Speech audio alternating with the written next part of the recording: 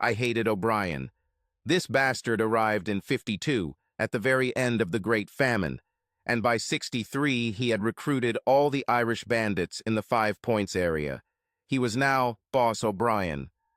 There wasn't a single case in the 6th District that he didn't get his dirty hands on. I was a 20-year-old police officer then. Molly and I had been married for a year and lived in a 20 by 15 shack in the slums. She was on Mulberry Street, right behind the church. No one in Lower Manhattan needed to ask, which church? For us Irish, it was the Catholic Church of the Transfiguration. Our home was cold in winter and hot in summer, but we loved each other, and that was enough for us. Molly was the light of my life, beautiful, sweet, with an oval face, high cheekbones, a long Irish nose, and full lips that you so wanted to kiss. But her real adornment was her thick copper hair and playful, laughing eyes. She was always happy and smiling, and she never met anyone she didn't like. She was the most beautiful girl in all of 5 Points, and she was mine. She worked hard doing laundry for Myrtle O'Brien. Myrtle washed bed linen for the rich. Molly didn't make much money from this business, but she wanted to contribute. She was like that, you know, very loving and faithful. We were young then and had more than enough desires. The church told us that what we were doing was sinful. I didn't believe it. Nothing that brought us so much pleasure and brought us together could be evil. Father Flynn said he abstained from sex. So what could he know about this? Molly had a strong peasant body, wide hips, strong legs, and the best breasts in Lower Manhattan. We made love every night. Molly was often the first to start. In the evenings, she had nothing to do. She couldn't read. Sex was a nice way to end the day. Perhaps that's why her friends kept getting pregnant.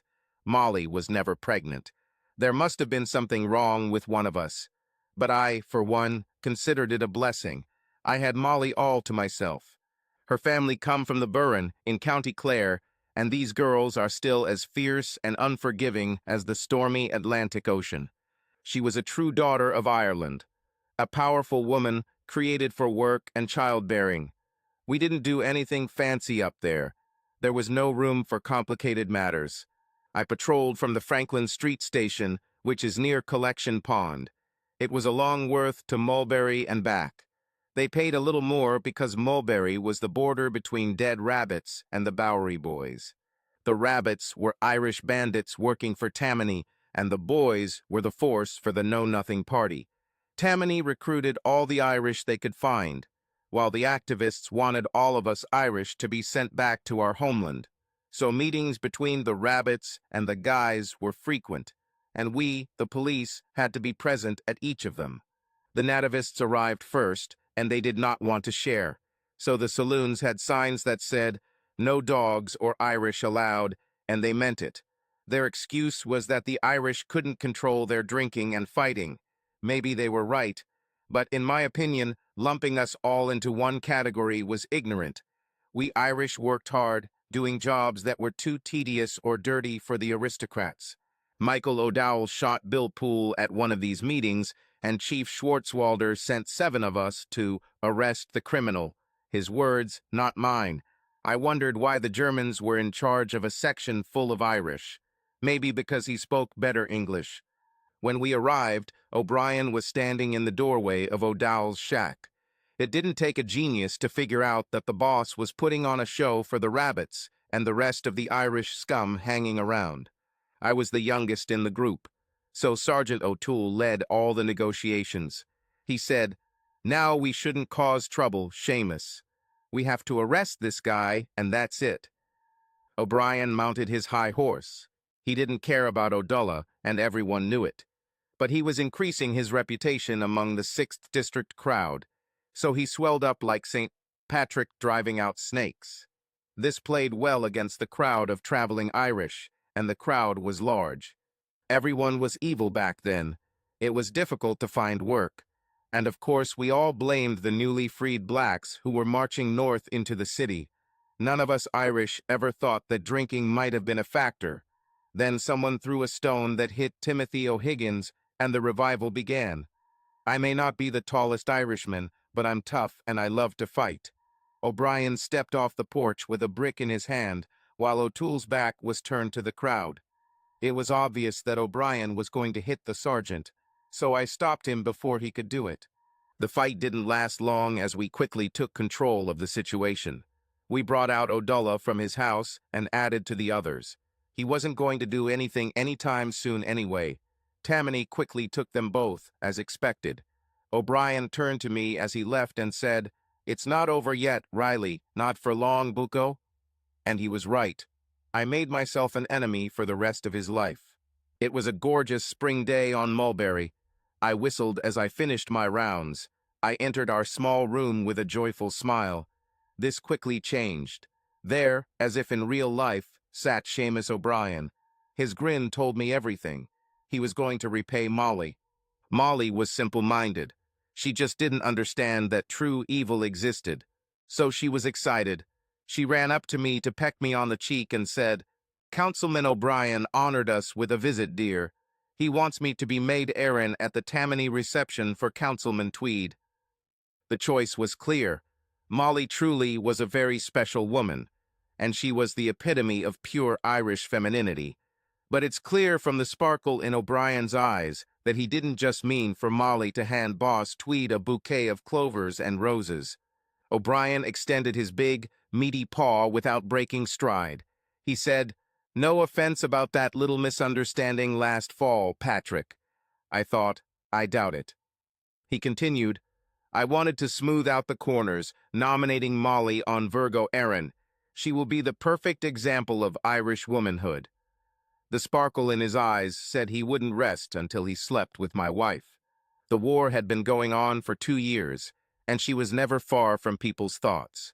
This was because the death tolls from places like Antietam and Fredericksburg were a constant reminder. Everyone has lost a brother, son, or nephew.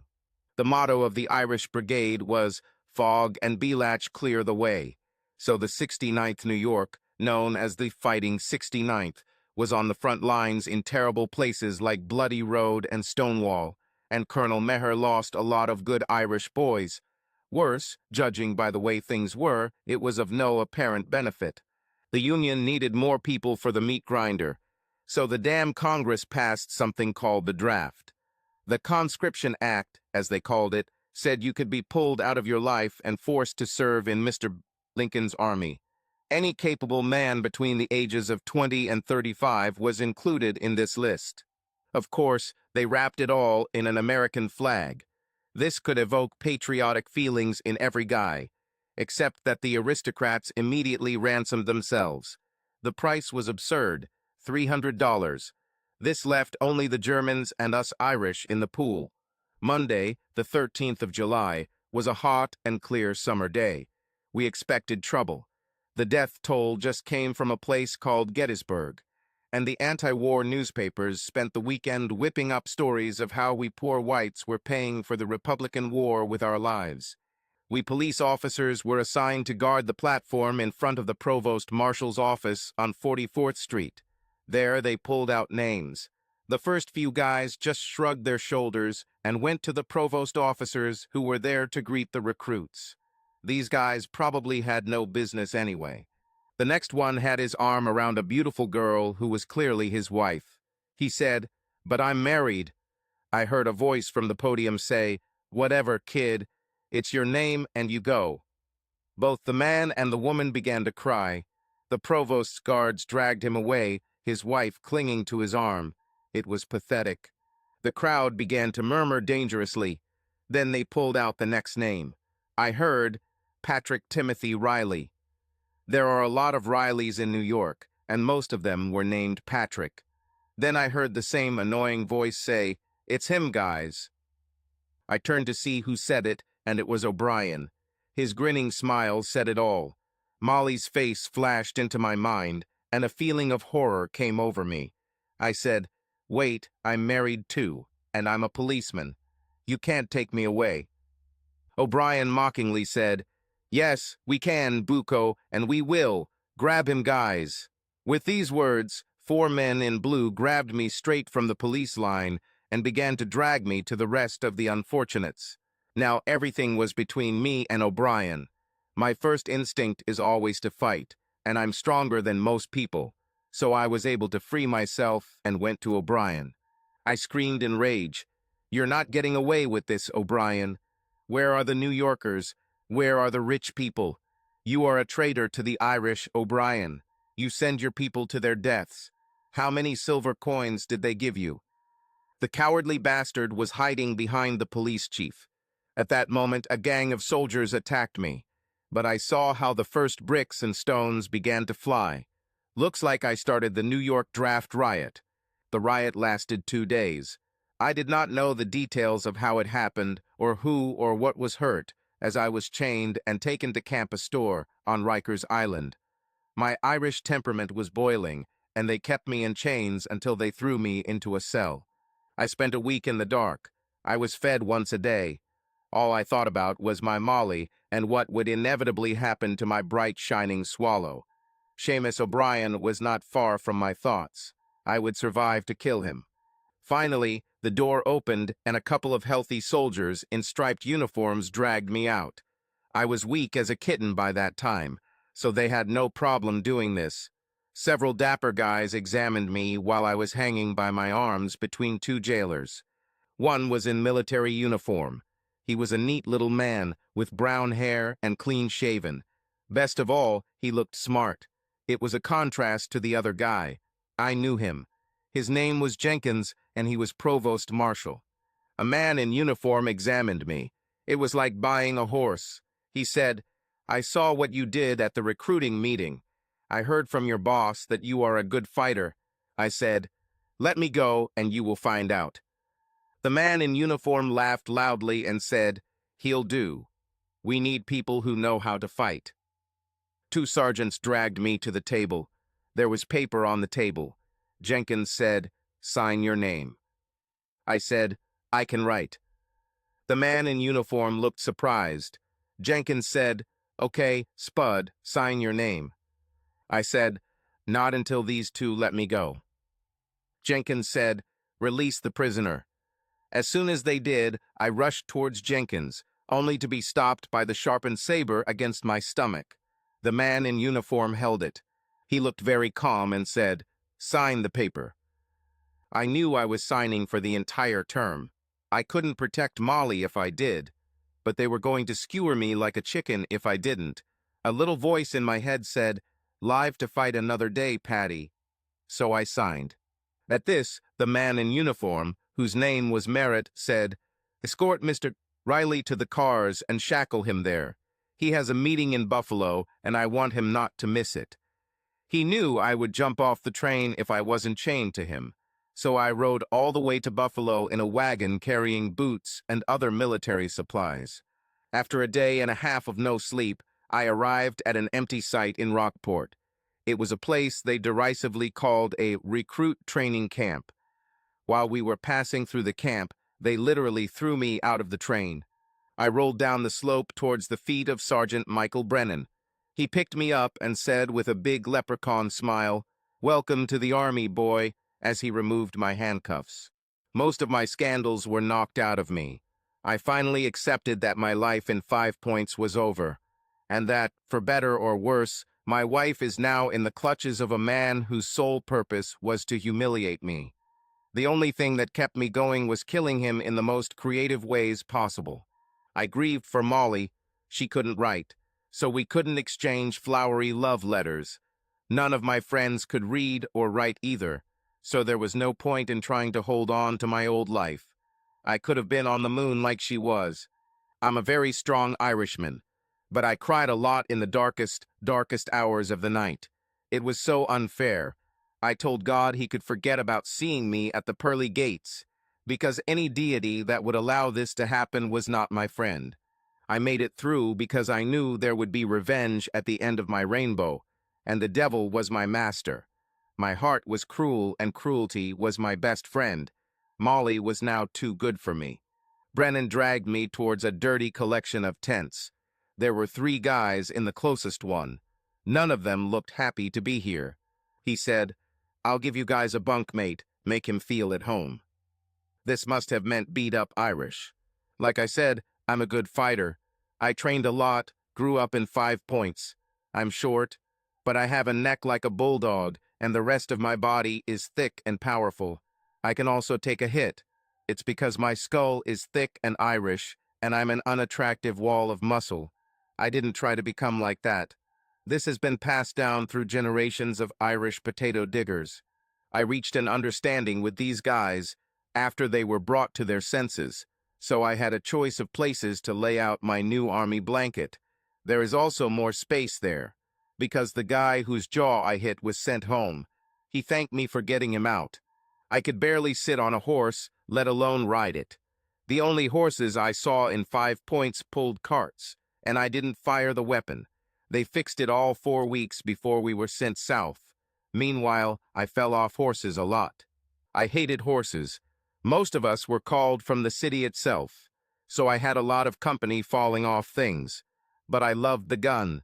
I had a steady hand and loved the power the gun gave. By the end of the month, I could regularly hit targets at 300 yards. They gave me a sniper medal and sent me south. So I ended up on Dorona's Nag in Northern Virginia in the spring of 1865. The 2nd Cavalry Regiment, better known as the Governor's Guard, was not a magnificent cavalry unit. We were a bunch of untrained people ready to fight.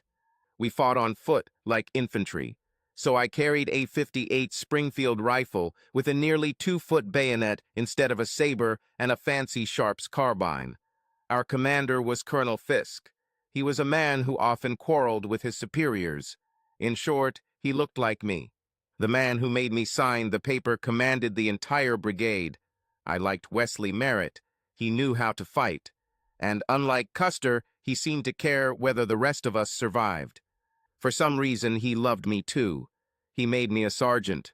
At 20 years old, I commanded a group of older men. Sometimes I would come across a soldier who couldn't hear very well. Then my fist-fighting skills came in handy. In the 2 years I spent in the Army, I never lost a fight. As a result, the whole company began to respect me, even if I was young. We fought in real battles such as Sylvania Sports, Cold Harbor, Petersburg. But the generals did not know how to use us. We were too much like cavalry to be reliable as infantry, and we were too untrained to be useful in cavalry combat. Most of the time, we simply scouted and guarded the rear of those who were actually fighting. What was particularly unfair about my situation was that all the other guys were getting time off to go back and see their families. I've never done this. It was Merritt's idea.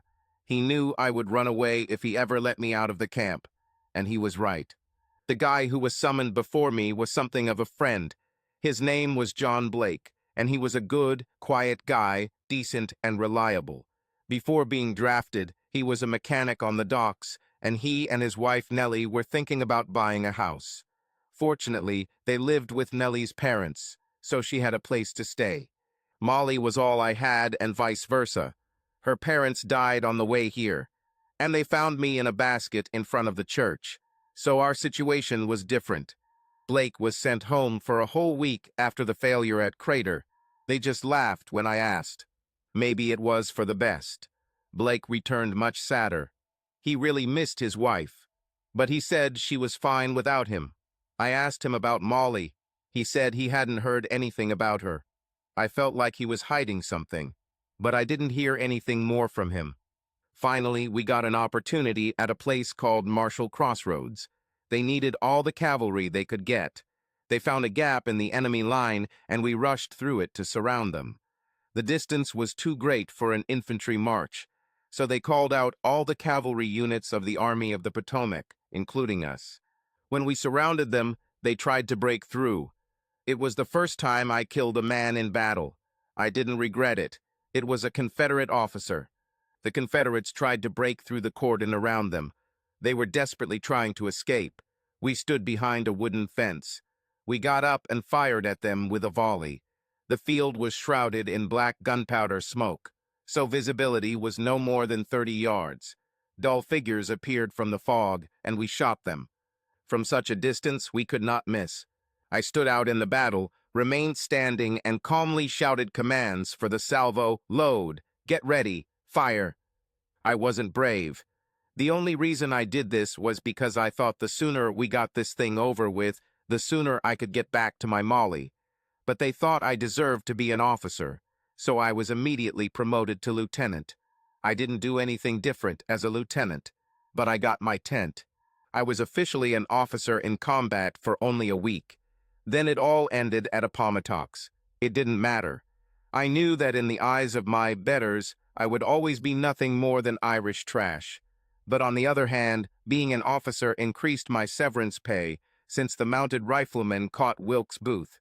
So we got most of the reward. Maybe when I get back I can buy a real house for Molly. We were demobilized after the usual ceremonies. It was a big parade in Washington, where the great and the good polished their achievements for political growth. I was away from my old life for exactly 2 years and 1 month. During all this time I have not heard anything from anyone. I had several friends in the police, but they were as illiterate as Molly, and Blake claimed that Molly had disappeared. Perhaps she lived with one of her many friends. The guys had a farewell party at the National Hotel on Pennsylvania Avenue. There were toasts in which I did not participate. I nursed the burning ember of resentment. I then took the Baltimore and Ohio train back to New York. It took us nearly 3 days to get down to Virginia along this line. A day to return. There was no terminal in Manhattan like there is now, so I just jumped down to Pole Hook. The next day, the boatman took me to the dock on the Manhattan side. I walked a mile or so from the Battery to 5 Points. It was a warm, sunny day at the end of August. The city was buzzing with excitement, just as I remembered it. I was in full lieutenant's uniform with cavalry yellow stripes.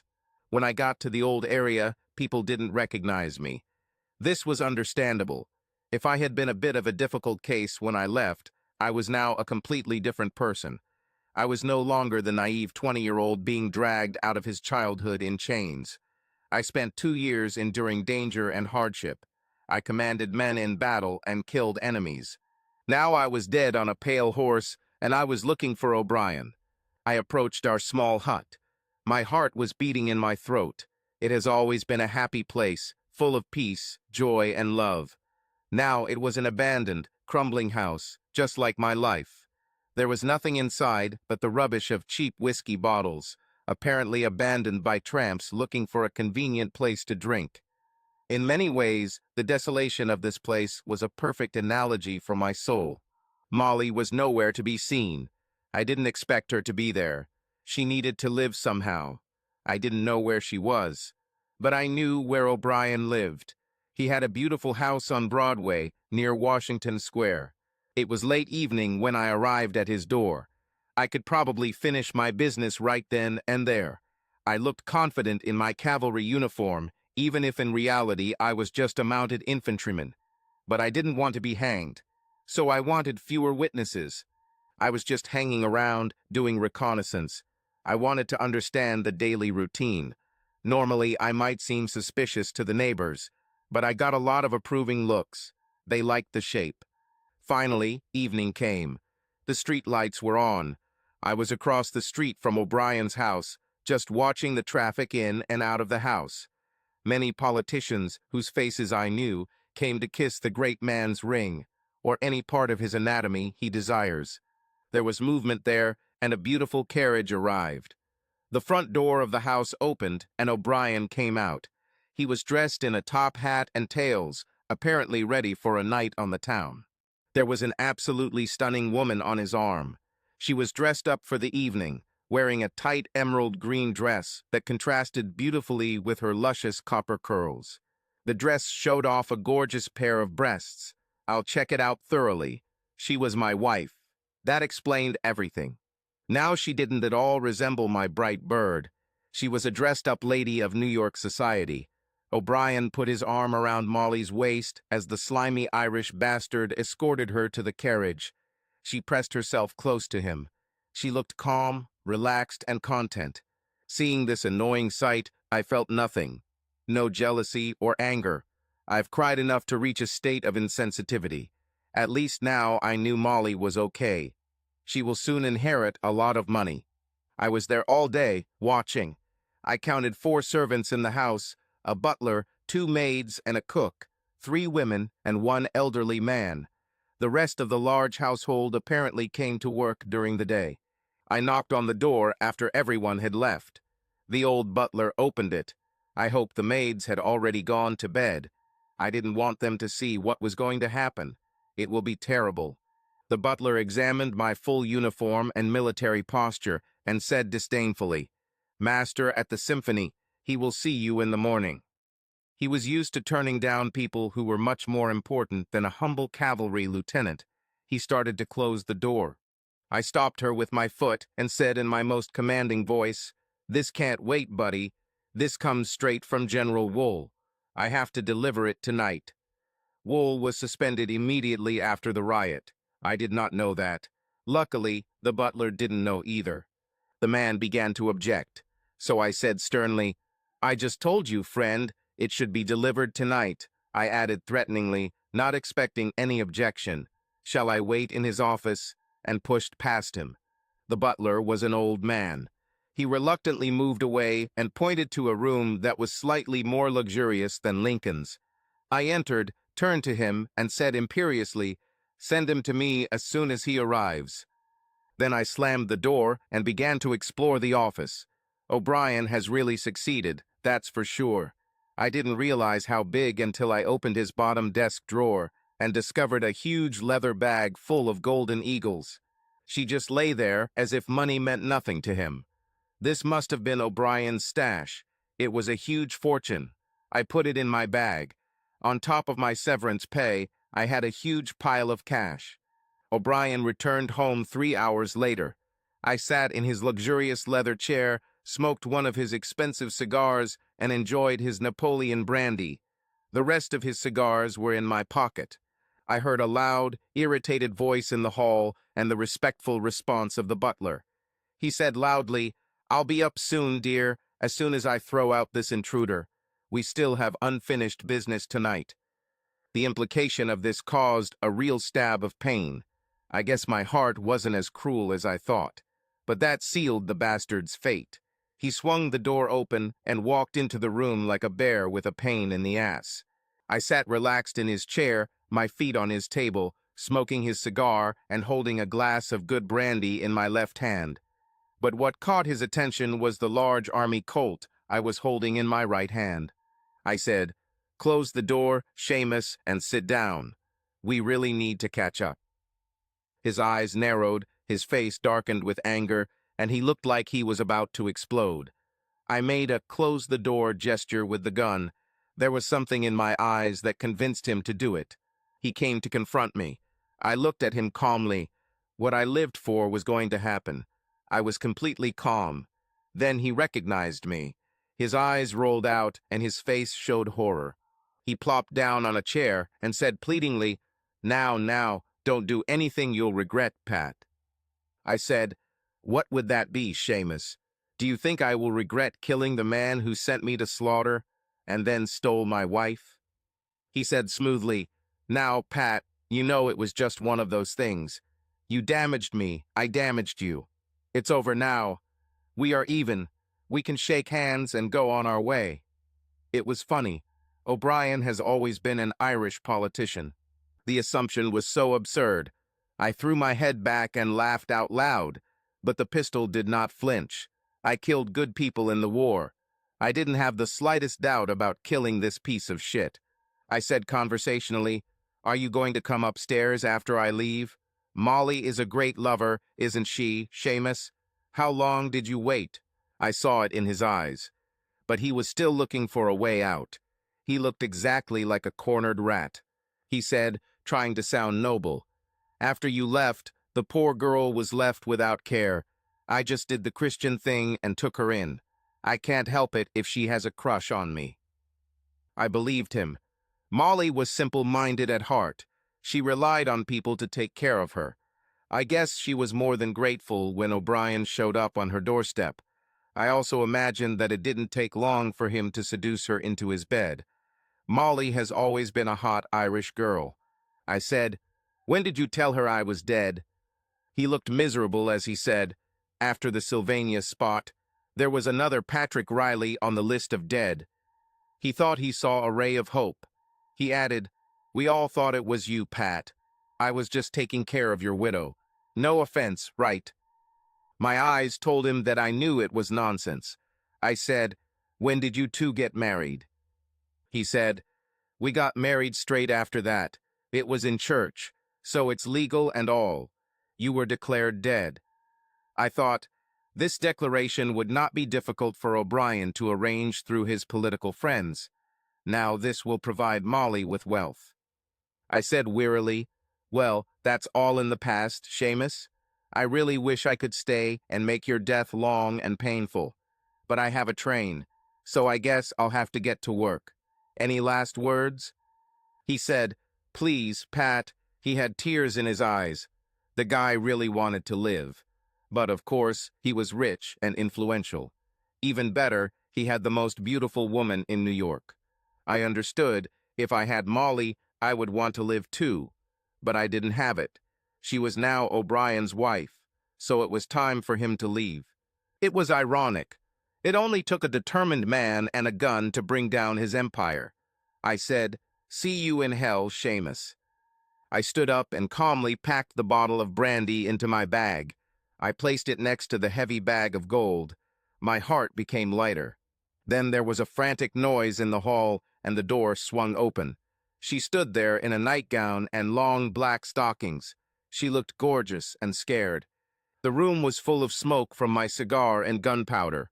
She covered her mouth with both hands in horror. Then her eyes, full of panic, turned to me. I said ironically, "Hello, Molly, my dear. I returned from the war. Did you miss me?"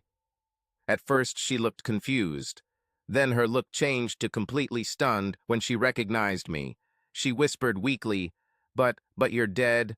Then her beautiful emerald eyes rolled back, and she fainted. I looked down at her gorgeous body.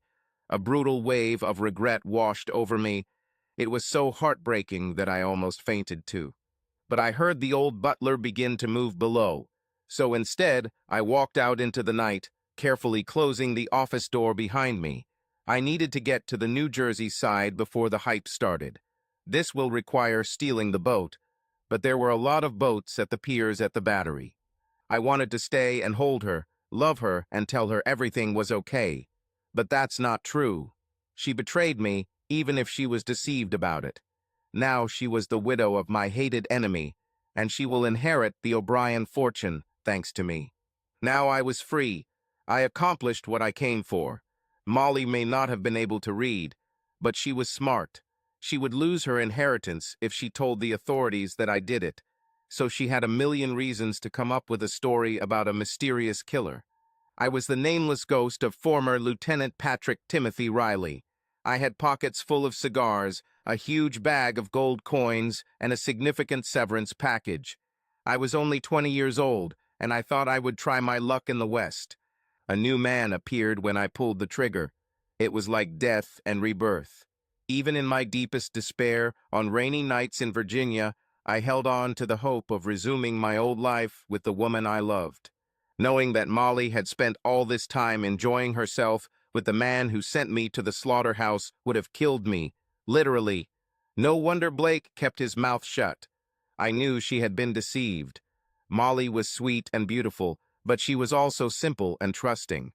Her naivety didn't change anything about my current situation. The undeniable fact was that I was now on my own. Some men might cry, others might be sad. I just became tougher and more ruthless. It was like all the joy of life and my humanity evaporated out of me. The West was a vast expanse, full of nothing but buffalo and Indians. It seemed like the perfect place for a man who wanted nothing to do with humanity. After O'Brien's murder, I listened to the news for several weeks. I wanted to know if I would be persecuted. Eventually, I learned that O'Brien's widow told police that she witnessed a foreigner kill her husband and then disappear into the night. That settled the matter. I will never know whether Molly protected me out of greed or residual loyalty, but I cherished the idea that she did it out of love. Now I was Timothy O'Hara, an Irishman who had made a lot of money in the Boston bar industry and wanted to make even more in the Wild West. I went by rail to St. Louis. It only took 2 days. This was an amazing achievement in the modern world of steam. I bought a good horse in St. Louis. It cost me a fair amount of O'Brien's wealth. But the horse was young and strong and could walk all day at a moderate pace. After 2 years in the mounted infantry, I became a good horseman, even if I was a city boy. I could also sleep under any tree where I could lay out a blanket. I didn't know what I would do, maybe join the prospectors in California. It was more a direction than an intention. I already had a huge fortune in gold thanks to O'Brien. I realized everything while driving down to St. Louis. I was numb when I left New York, but green jealousy was devouring me now. I couldn't stop thinking that Molly slept with O'Brien. I never had parents. I was raised in the harsh conditions of an orphanage. By the age of 17, my fist-fighting skills were obvious to everyone. Tammany ran the police force, so they used it. They made me a policeman. Working the streets of 5 Points, you quickly learn to trust no one but yourself. The first time I saw Molly was while I was patrolling my area. She was with a group of Irish washerwomen. She stood out among the others like a swan among geese. Her fiery red hair and laughing green eyes, as well as her perfect round figure, were like a beacon calling to me. I knew I could love and trust this woman. Our marriage was predetermined. I never doubted her throughout our marriage. Although I knew about her high sexuality, other men tried, but she was a devoted, loyal, and supportive wife. However, I thought that her bottomless passions might turn against us if we were ever separated. O'Brien stole it because he could. I knew Molly believed I was dead. I suppose she grieved for a while, as all widows do. But Molly was a simple woman, and she had deep desires. She loved with all her heart and gave herself completely to her man, so she gave herself to O'Brien. I knew that O'Brien's betrayal was the reason for her downfall. He was a dishonest and cunning bastard. He quickly took advantage of Molly, that is, as soon as he arranged my death. So it should have been easy for me to forgive her, but I couldn't. Likewise, killing O'Brien was not enough to heal my mortal wound. The pain of loss sat at the bottom of my soul and festered. It was fate, and now there was nothing I could do about it. Consequently, I was a gloomy man when I went west. I was traveling alone. I hated the world. I had no direction. I just wanted to get away from my old life. Maybe someday I can forget. The Oregon Trail was the recognized route to the Golden West. The problem was that he crossed Indian territory, and by 1866 the Indians were greatly resenting our presence. I drove all over Kansas and made it to Omaha on my own. Now it was logical to join one of the caravans. This was mainly for self-defense, because sometimes large groups of Indians appeared while we were bumping along the road. The carts were moving much slower than I was, but there was safety in numbers. The caravan I joined was glad to have an experienced person. 2 years in the mounted infantry gave me the skills I needed. I knew how to handle a gun and could ride and scout. Reconnaissance was basically what riflemen did in war. The horizons to the west were disconcerting, but I had come a long way from the crowded streets and slums of lower Manhattan. I could describe the topography and threats to the carrier. I knew how to handle a pistol and a shotgun. I had no doubt about the murder. I could ride as if I had been born on a horse, even sleep on it while she walked slowly. Plus, I'm used to living on the ground and in any weather. Soldiers, especially conscripts, were not particularly indulged in Mr. Lincoln's army. The cavalry taught me all this. I was built like a bull, strawberry red hair and freckles, with a long classic Irish face, wide-set blue eyes, a thin nose, high cheekbones, and a strong chin, better able to withstand blows. My mouth conveyed all the irony and slyness of the Irish soul. I smiled a lot, but it never reached my eyes. The rest of me was pure skin and bones. I ate a lot, but I trained even more. It was natural living on a horse. I found it ironic that the former 5 Points bandit was a scout for the caravans, but it also served my purposes. The main thing is that I didn't want to be around anyone else.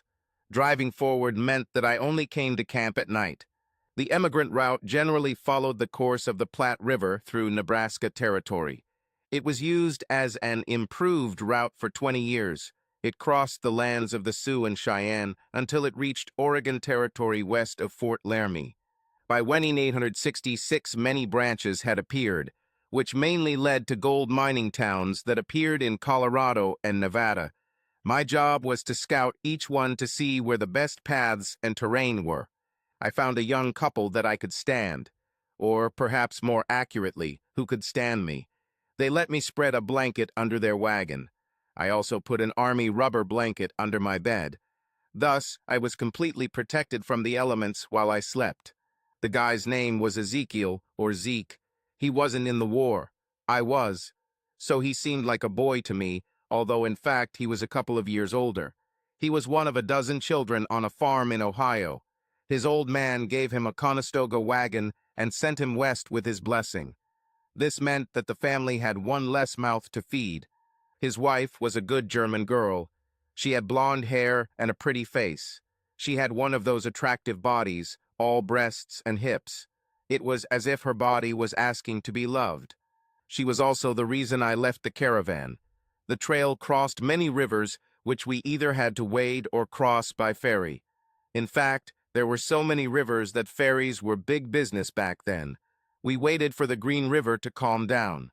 The Green River is a major tributary of the Colorado and can be pretty damn tricky to cross. In places where it could be forded, after the spring rains, it became too deep for a Conestoga wagon. I have just returned from a reconnaissance on the other side of the river and told the leader of the caravan that we could cross it tomorrow. It was already late for the settlers, and I was tired. So I unrolled my blankets, rested my head on the saddlebags, and placed my trusty army Colt nearby. I never wanted to leave these bags unattended. They were my future. I had a Henry rifle, but I also had a Hawken rifle. This was for long-range shooting. The Hawken rifle cost me a significant amount of money from the O'Brien estate. It was a muzzle-loading weapon, not a repeating weapon, but it was deadly in my hands, even at 600 yards. They were always in a holster on my saddle. I was becoming a real master with the Colt. This was my weapon of choice. I practiced a lot, paying only for gunpowder. Colt didn't use cartridges like the Henry rifle, so ammo was cheap. I became so good that I could shoot and kill a prairie dog, a coyote, or a rattlesnake in one smooth motion. I could do the same with a person if necessary. One night I felt the urge to relieve myself, so I went to the nearest buffalo. I was just finishing the last few movements when someone hugged me. I almost jumped out of my skin. There were a lot of wild people who could have stuck a knife in for nothing. I turned around with lightning speed, and there stood Gretchen. She stepped back, stunned. I looked into her cornflower blue eyes, full of passion. I didn't think twice about it. I've had women since Molly. These were mostly women of easy virtue. But I also slept with several Indian girls. Indians do not have puritanical prejudices like white girls, so they were an adventure, even if they smelled like bear grease. But I had to go back 3.5 years to remember what a truly great body looked like. I found that the women you sleep with are much more appreciative if you act like a gentleman. So I said, "You're welcome, dear lady," and pointed to the nearby grass, which the buffalo had turned into a soft bed. We had sex.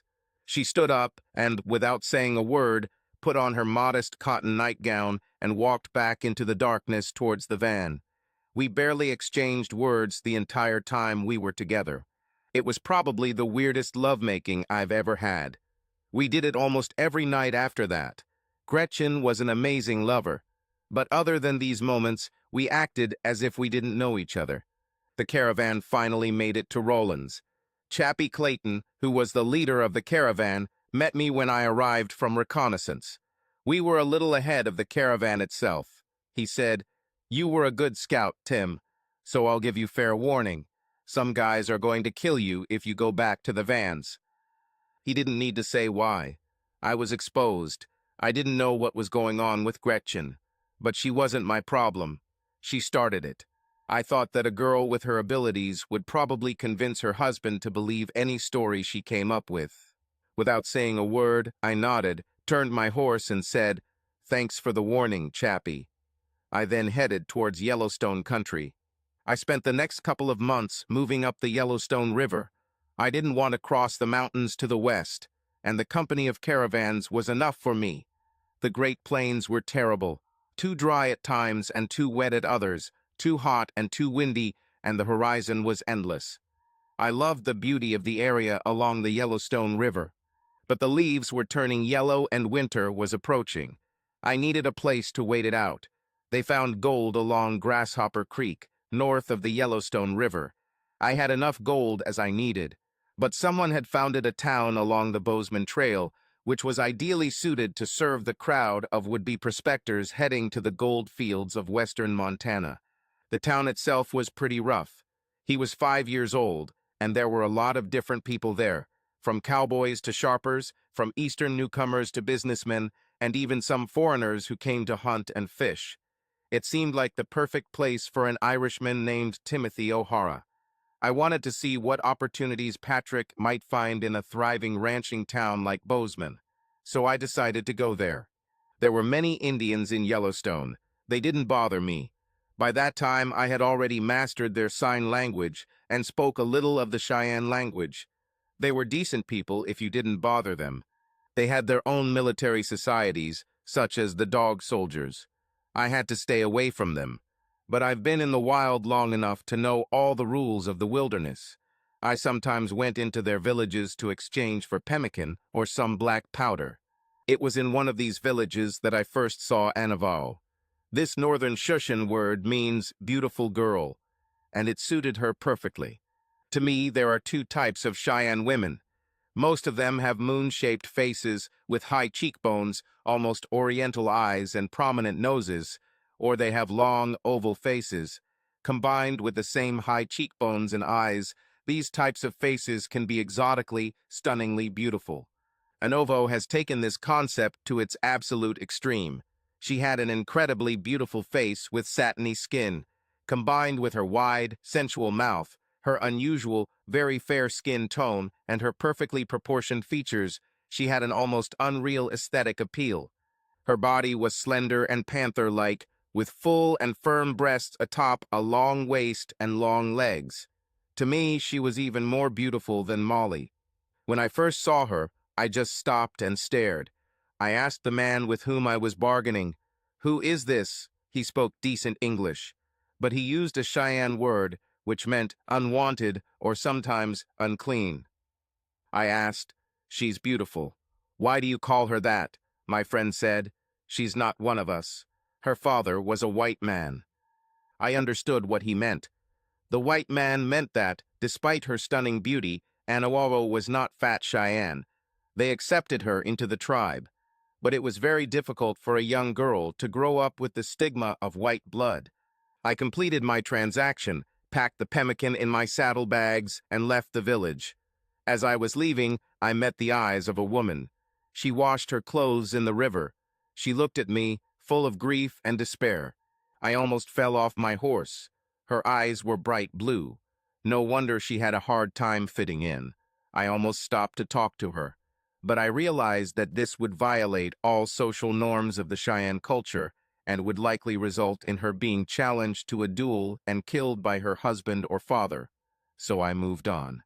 A few days later, I was moving up the Gallatin River in the direction where I had heard Bozeman was. It was a beautiful autumn day in the highlands. All the trees were in their brightest colors, and the air was fresh. Geese flew overhead, and there was a hint of approaching winter in the air. I had just started walking along the path along the riverbank when I heard a noise on the other side. It was in a grove of red and yellow leaves to my right. The noise was accompanied by a muffled cry of despair. It was a woman's scream. I quickly crossed the shallow river and headed straight into a grove of poplars. There were 3 people there. They kidnapped a woman. They stopped laughing when the bullet hit the ground in front of them. Their horses neighed in fear and reared up. The cowboys took little time to calm them down. Then both turned to me with anger. I said in a voice as calm as death, "Where are you guys going with this woman?" The first of them said angrily, "It's none of your business," and pulled out his Remington. I killed them. The girl fell to the ground in a weeping heap of deerskin. It is clear that these 2 have captured her. They took her back to their lair for some fun, and then, most likely, they would have killed her. After all, she was just a turkey. Numerous Highland scum believed that Indian women were easy prey, and they never understood why the Indians were hostile. I dismounted and approached the woman, trying to look as unthreatening as possible, even though I probably looked like Satan in leather to her.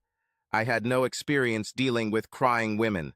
In fact, I'd rather deal with a rattlesnake. But this woman was now my concern. I sat down next to her and said, "It's okay, little lady. You are safe. These two scoundrels went to their creator. All I want is to return you to your people." She stopped crying for a second and looked at me. Her eyes were a stunning bright blue. It hit me like lightning. This piteously crying girl was a woman from the village. I started making gestures to show that I was a friend. She said wearily, "I speak English." Of course she did. Her father must have been a trapper or trader. I said, "Where are your people? I can take you back to them." She began to regain her composure. The speed of her recovery was miraculous. After all, she should have known what awaited her if I had not come. This showed great personal strength. She said wearily, "They don't want me. I was digging roots when these two captured me. It wasn't that far from the village. Nobody even came for me. Now I'm all alone," and she started crying again. Well, that made it two of us. We were both outcasts for reasons beyond our control. So we will have to face the world alone, but together. She began to tremble, crying. This was partly due to shock, partly due to the cold. I took my blanket from the back of the saddle. He returned and wrapped her up. She looked at me gratefully. Her eyes were strikingly beautiful and incredibly intelligent. I made a split-second decision. Partly it was out of compassion, but also because I felt an inexplicable attachment to this woman. There was just an incredible feeling of attraction. This was more than I had ever felt for anyone, not even Molly. She attracted me. Maybe it was her dazzling beauty. Maybe it's her obvious intelligence. She spoke excellent English and radiated determination and strength. Maybe it's her courage. Most women facing violence, torture, and death would be hysterical. This woman was crying, but she was still in control. I said carefully, "You are not alone. I will take care of you until you can return to your tribe." Her look of pure relief and gratitude told me how she felt about it. Her captor's horses ran away, so we only had my horse. I didn't want to bore her, so I walked and Anavao rode. Like all Cheyennes, she rode as if she were part of a horse. She wore a beautiful deerskin dress with intricate embroidery and feathers and sturdy moccasins. The dress hugged her gorgeous body. It also refuted all ideas about the Cheyenne as savages. It was not just a piece of clothing. It was a work of art worthy of being exhibited in any museum in the world. I asked her if she knew where her tribe was. She said she was part of the Black Kettle Gang and that they sometimes went south for the winter. That's all she knew. There was a lot of empty space in the West, so it didn't help much.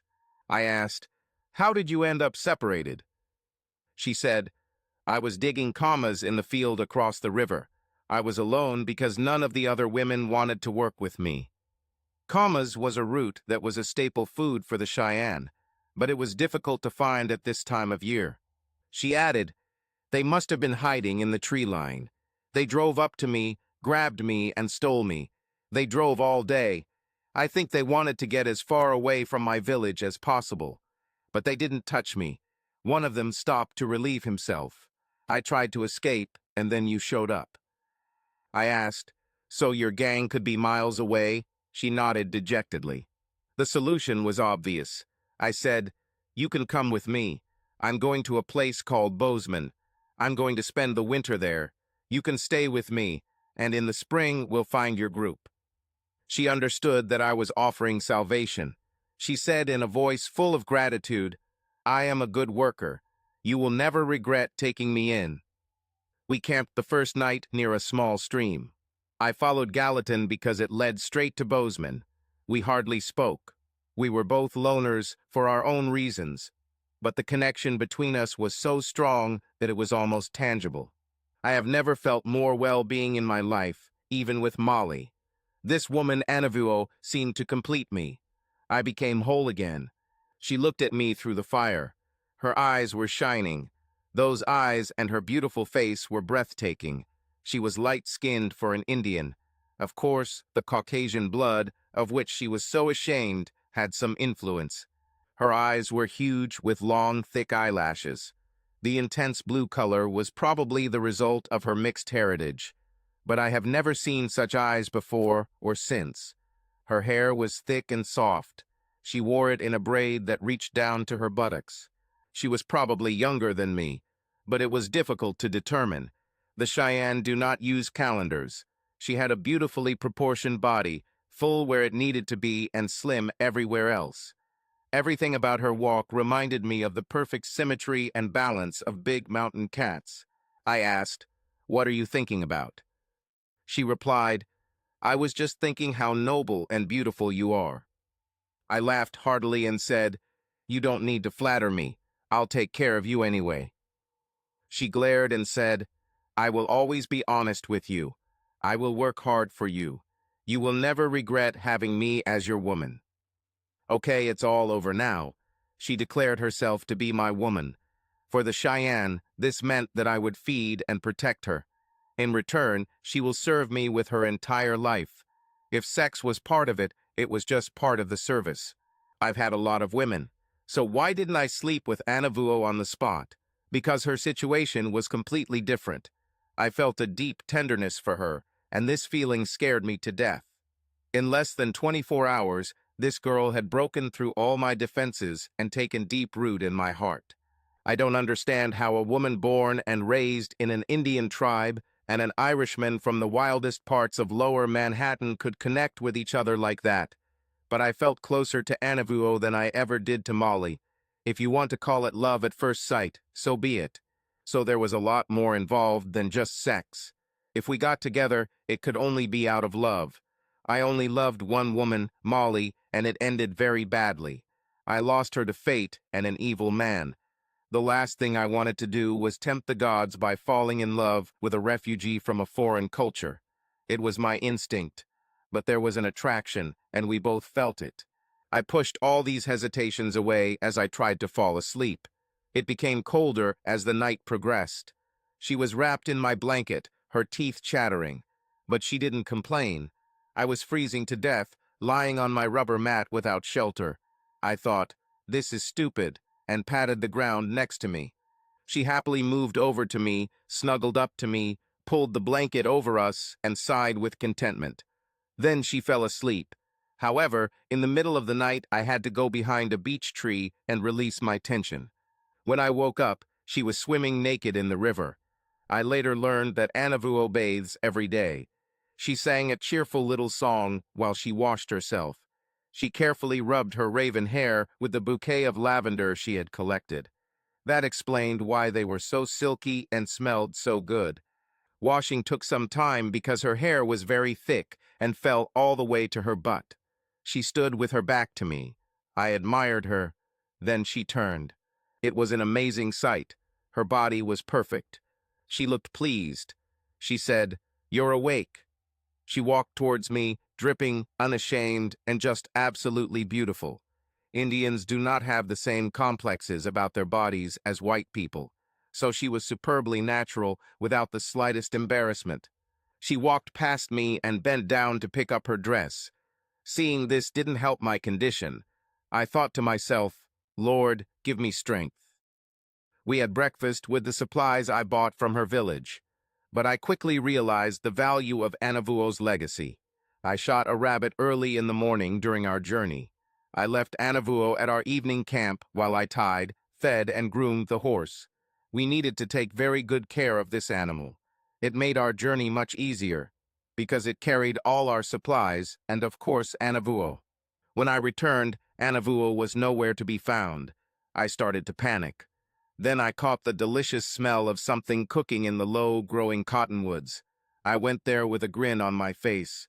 She sat down, tending to our dinner. She looked at me happily and said, "Okay, you're back. I just finished setting up our camp." I was only gone for 45 minutes. During this time, Anavuo gathered wood, built a fire, skinned the rabbit, and began to cook it, dug up some commas to accompany our food, and placed a fresh layer of leaves and twigs next to the fire as a soft base for our blankets. Her eye for the area was excellent. We were completely hidden from everyone, so we were safe.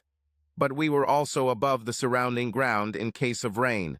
I thought to myself, any other woman I know would just sit there and wait for me to do all this. Anavuo made our life pleasant and comfortable throughout the entire trip. We were both people who valued privacy, so we didn't talk much, but we felt an intense attraction to each other. We told our stories along the way. She told me about her life. She was part of the Black Cauldron group, famous pragmatist and a peacemaker among the Cheyenne, even after half his group was killed in the Sand Creek Massacre. Anavuo escaped the massacre because she was visiting her half-brother on the Crow Reservation. Her father was everywhere. White blood usually complicates life in any tribe, but she said the Black Cauldron was different. He accepted it when all the other groups refused. He was very kind to her, and she loved him like a father. She revealed that the Black Cauldron was more of a diplomat than a military leader, preferring negotiations to military action. But the white men tried tirelessly to drive the Cheyenne into a dry and barren reservation, far from the buffalo. Since bison were the lifeblood of the Cheyenne, this forced her group to move further and further south. This is what they did when they captured her. Anavuo knew nothing about world events. She knew only the simple world of her village. Perhaps I would have been like her if I had not been taken to war.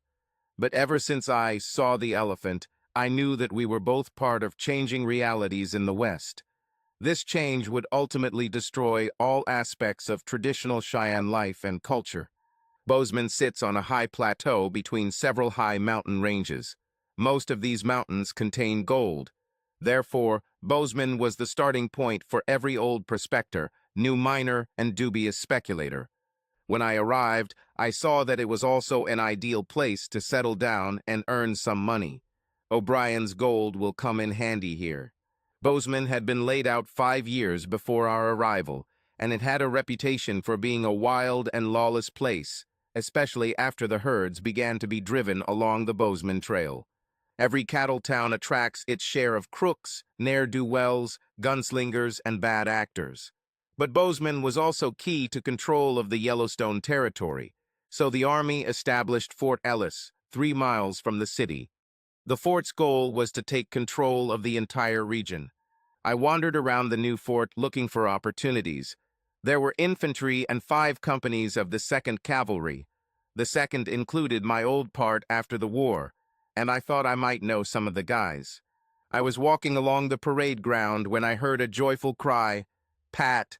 I didn't realize it was referring to me since my name has been Time for the last 3 years. Then a strong soldier ran up to me and grabbed my hand. He looked delighted. I was stunned.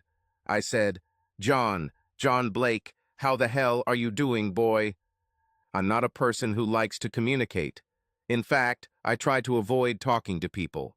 But Blake was a good guy, and he was a friend during the war, so we chatted a little while standing there. He had the same problem as me. He returned home to find that his wife Nellie had caught a fever and died. This happened no more than a week before his release. He said that the feeling of injustice and loss almost killed him, and he decided that he no longer had a reason to live. Therefore, he decided to stay in the Army. At least it was square food and work. He was now a sergeant. He said, "You heard that Seamus O'Brien was killed in his own home. It was a Russian anarchist who did it. I lit a candle in the Church of the Assumption for him." I could tell from the tone of Blake's voice that he was commemorating the anarchist, not O'Brien. Blake added, puzzled, "They gave all his money to his wife, Molly O'Brien. Funny, I thought she was your wife." I put my arm around his shoulder and said conspiratorially, "She's still mine, mate, but I'm officially dead. I'm much better off with the new woman. She makes Molly look like a fishmonger from Dublin." We broke up, but Blake gave me an idea. He said that there were no captains in the fort. I had a big bag of money to buy provisions and other goods. All I had to do was convince Colonel Brackett to let me sell it to the people, and I could double O'Brien's bid.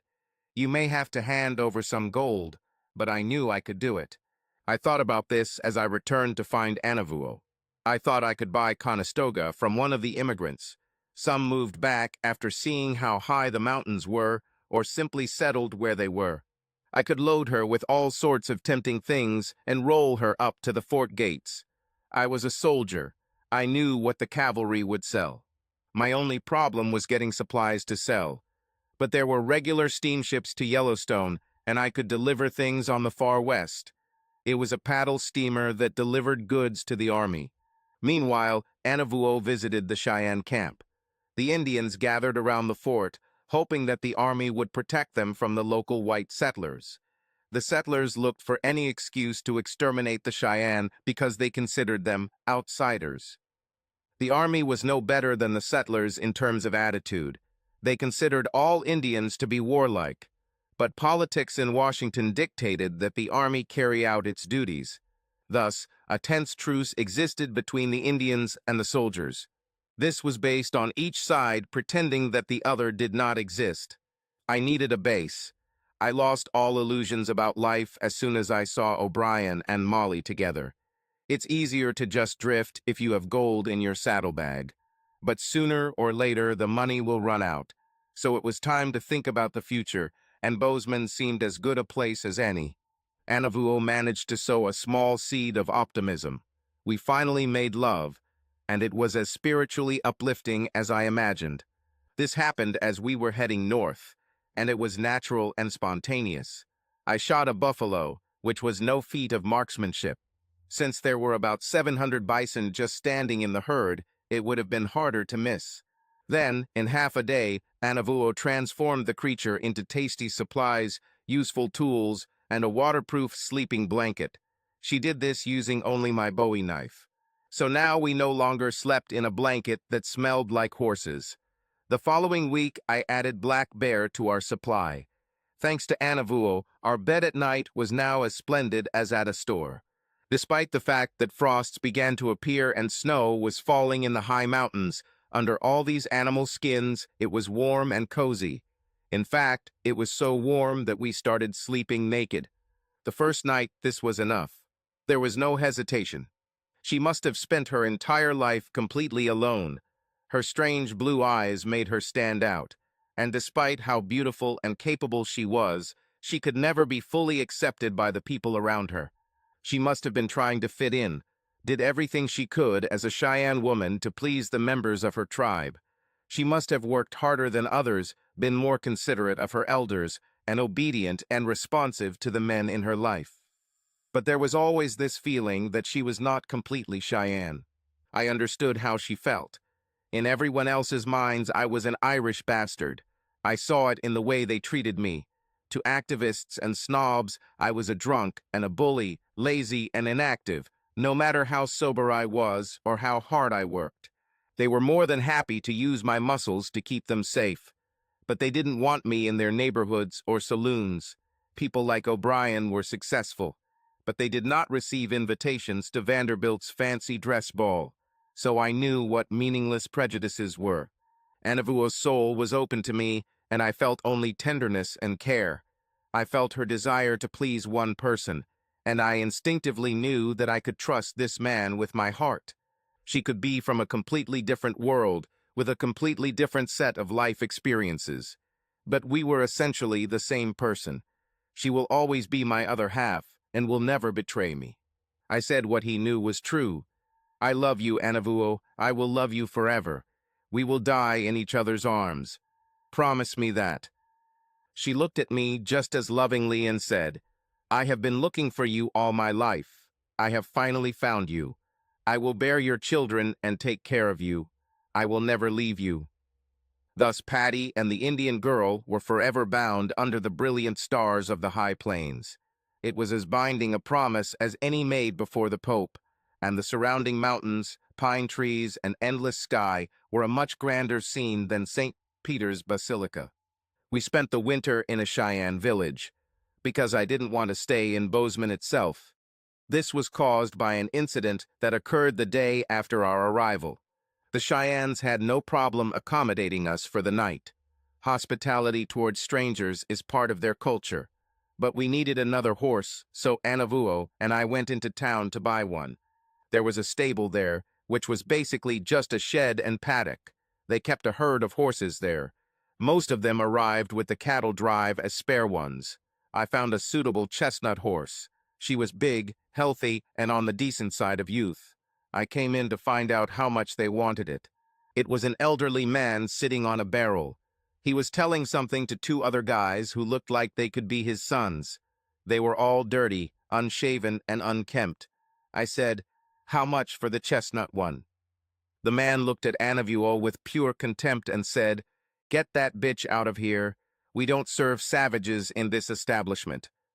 My Irish temperament skyrocketed, but I needed a horse, so I looked around skeptically at this collection of boards which he called the establishment, and said softly, "I'll give you $50 in gold for it, saddle and all." The guy stood up from the barrel, and both other guys approached him. He said, "We don't sell to Indians and their lovers." I took out a bag of gold coins that I had brought with me and said, "Okay, then we have a deal," and threw it to him. He instinctively grabbed it. The deal was complete, so I hit him. I pulled out my .44 and said, "Now, which one of you guys wants to write me a bill of sale?" They saw that I would gladly shoot both of them, so they helped me out of this place with great zeal. I was even happier leaving this city. I didn't need anyone except Anavuo. So parting with this crowd of ignoramuses and scoundrels was not difficult. I bought some canvas at the fort, and some Cheyennes helped set up the tipi. Anavuo made it a warm and cozy home for the winter. It snowed, and we quickly became part of life in that village. For the first time in 4 years, I was happy and content living with the woman I love. Anavuo spoiled me as faithfully and diligently as any Indian woman cares for her man. Anavuo's physical beauty made us talk of the Cheyenne camp. As a result, sometimes a warrior would come to us to ask how much I wanted for it. It was funny, actually. The Indians did not understand Western concepts of marriage and adultery. In fact, it was simple hospitality to offer his wife for the night. I was never afraid of losing Anavuo. First of all, she was devoted to me, and I was devoted to her. Therefore, regardless of cultural norms, we were extremely attached to each other. In fact, Anavuo, she became very restless if I left her alone. I think this was a consequence of her harsh life growing up. She was terrified that I would leave her for a white woman. Of course, this was completely ridiculous. Anavuo was the sweetest, smartest, and most beautiful woman I have ever known, whether white, red, or any other color of the rainbow. Therefore, we were rarely separated. But I remember one incident that winter. It served as confirmation of her absolute devotion to me. I drove into town to complete the purchase of the Conestoga and harness. When I returned, I saw Anavuo and the warrior arguing bitterly. I didn't need to understand Cheyenne to understand what was going on. He tried to do what was common in that village, spend a winter day making love to her. She tried to stick my Bowie knife into him. I arrived just as she was reaching for sharps. The poor guy just wanted to hush up the conflict. I explained this to her.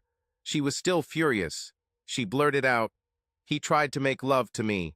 I told him that I am your woman and that only you have the right to my body. He accused me of adopting the customs of white people." She charged sharps and said, "I told him I don't care about white or Indian customs. I'll kill him."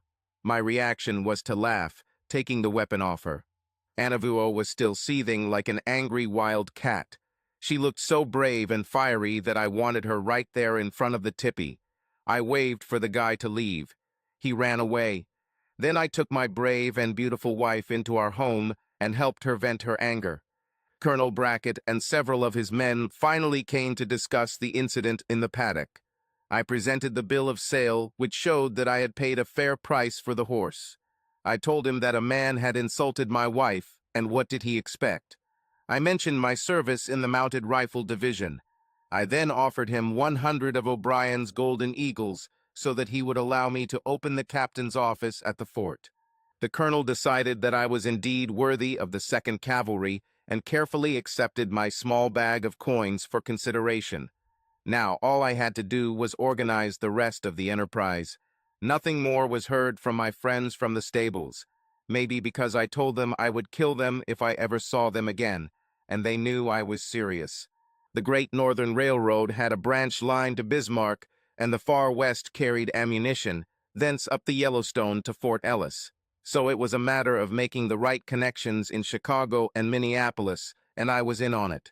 The only dark cloud on our horizon was the news that last November Custer had stumbled upon the village of Black Kettle on the banks of the Washita River in Indian Territory. He used cannons and his entire regiment to destroy all 250 of its inhabitants. I never served under Custer, thank God. He didn't care what happened to the rest of his units, as long as he got good mentions in the newspapers. But we all knew that he was a vain fool, so what he did was not unexpected. His victory made him a big hero in Bozeman and Billings. The Cheyennes simply took the news stoically. They didn't expect mercy at that moment. Naturally, Anavuo was devastated. Even though it happened many months ago and far away from here, the Black Cauldron was like a father to her. For 3 days, she performed all the Indian mourning rituals. She smeared red paint and ashes across her face, fasted and sang funeral songs while rocking in a small teepee she had built to symbolize her grief. She made sacrifices to the Great Spirit at sunrise and sunset every day.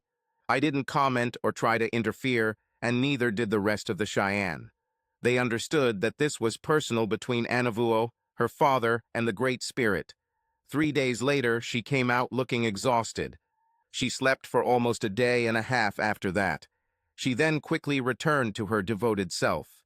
She seemed to have made peace with the spirit of the Black Cauldron and was ready to move on. She became convinced that her father was in a better place. In many ways, it was reminiscent of the way we Irish bid farewell to our dead. By 1876, my captain's business was thriving. I built a real commissariat inside Fort Ellis, and we had another one at Fort Parker.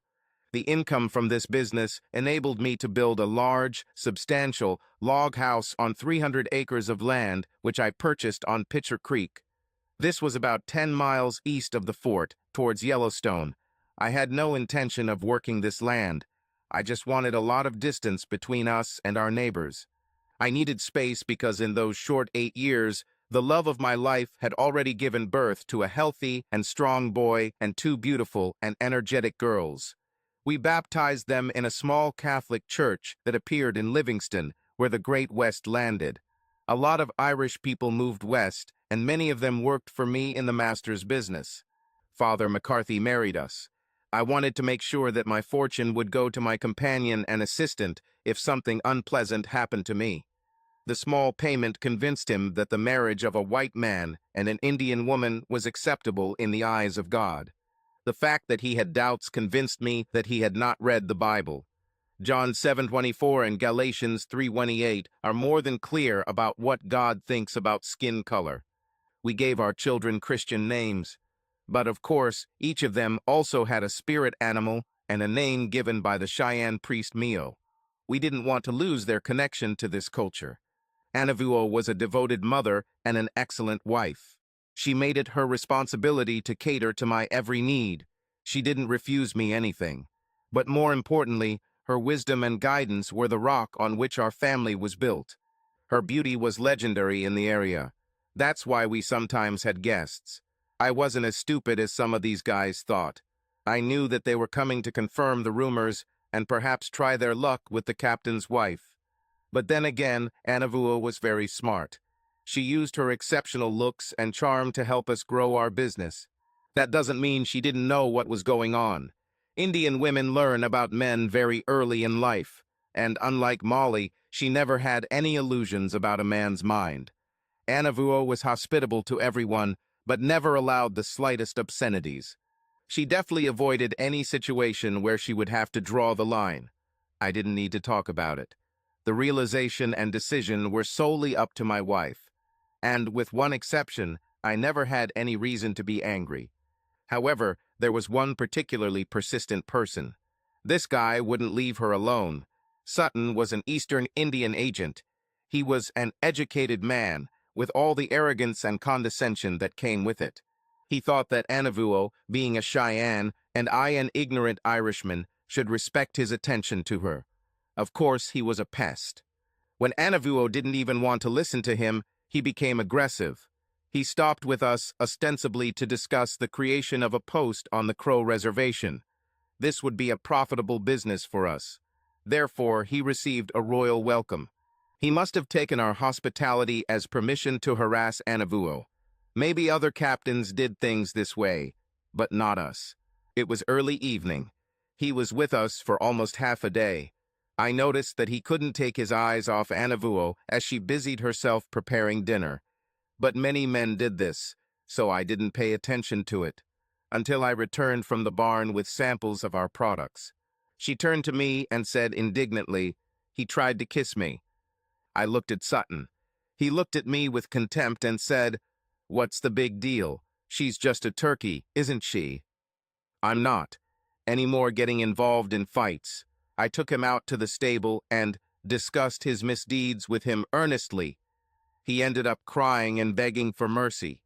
I told him, "I'll talk to General Gibbon tomorrow, and he won't like what I say about you. So get on your horse. I don't want to see you anymore. If I see you, I'll kill you." We put him on a horse, and he rode off. I spoke to Gibbon, as promised. He was at Fort Ellis, gathering troops for an expedition the Army had planned for the summer. By 1876, I was quite an influential member of the community, so the day after I spoke, Sutton found himself on the train, departing back to the east. We received the contract for the commissariat without any problems, and everything was fine. But now I was indebted to Gibbon. This debt led to the adventure of a lifetime. It was a hot and rainy day in June when I decided to go and find out why the cargo I was expecting had not arrived. I followed Yellowstone looking for Far West and found it at Rosebud Creek. He didn't seem stuck like he sometimes did. Then I noticed many horses and uniforms on the other side. I knew Grant Marsh well. He was the captain and pilot of the Far West and a very intelligent man. We have been doing business for almost 4 years, but his main source of income was the Army, and it seemed that he was hosting a meeting of military commanders on his ship. I saw Gibbon. I had already given him some of my first-class Virginia tobacco as a token of gratitude for his help with Agent Sutton. He was with us in St. Petersburg, and his corps was the one that captured Fort Gregg. But he always had higher command, so I didn't know him as a military man. But I definitely knew the other guy. It was George Armstrong Custer. His friends called him Audie. The only thing that kept us from calling him a vain clown was his remarkable success in battle, strengthened by his connection with the press. Much of his fame was due to his willingness to risk the lives of others, as well as an incredible amount of Custer luck. He wasted a lot of good soldiers, and no one wanted to be assigned to his brigade. This is because throughout the war, Custer attacked where anyone in their right mind would have expected reinforcements. The rioters almost caught him at the Station Trevelyan, but Custer always avoided, and with all his rash actions, he himself never received a scratch. I knew many officers like Custer. They had all grown up reading lush Victorian tales of knights, and they all thought that they were the heroes of history. He wore long, flowing hair. During the war, he wore a bright velvet uniform that he made for himself. It looked more like something out of a comic opera than an actual military uniform. But it was Audie Custer. He laughed and talked to his bosses as if he were one of them. But the fact remained that General Custer was actually Lieutenant Colonel Custer, the commander of the 7th Cavalry. The third man was the real boss. It was Alfred Terry. He was in the South, in the Carolinas, for most of the war. But I heard that he was a reliable and stable hand. He must have simply enjoyed being saddled with Custer. The only thing I was sure of was that he wouldn't allow it. Cars go far. I asked Marsh what was going on. He was leaning on the rail next to the wheelhouse, calmly smoking his pipe and watching the commotion on the deck below. He told me that the Sioux were causing trouble in Bighorn territory, and the Army had decided to put a stop to it once and for all. They planned to send 3 powerful columns to capture the Indians and, if necessary, use force to bring them back to the reservation.